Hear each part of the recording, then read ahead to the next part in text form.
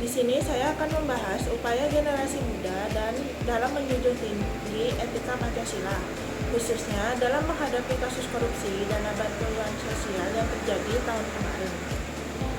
Korupsi dana bansos merupakan tindakan yang sangat merugikan masyarakat, terutama mereka yang sangat membutuhkan bantuan.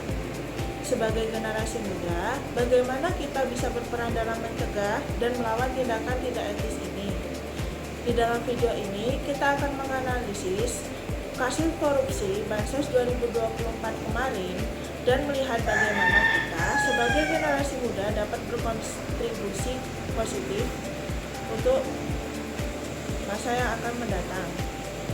Kasus yang saya ambil di sini adalah kasus korupsi dana Bansos 2024 kemarin yang saya kutip dari kompas.com dengan headline berita berikut.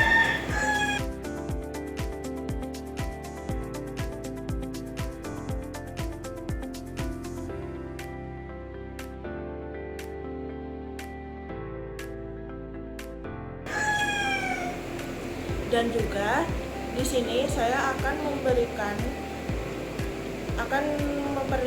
video tanggapan pemerintah terhadap kasus korupsi tersebut.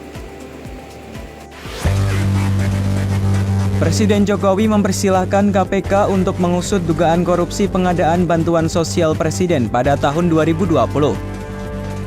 Jokowi menginstruksikan agar masalah itu diproses sesuai kewenangan aparat penegak hukum. Menurutnya, langkah KPK merupakan tindak lanjut dari kasus korupsi Bansos yang pernah terungkap beberapa waktu lalu. Hal itu disampaikan Jokowi saat ditemui wartawan di Kalimantan Tengah pada Kamis 27 Juni 2024. Ya itu saya kira tindak lanjut dari peristiwa yang lalu ya. Silahkan diproses hukum sesuai.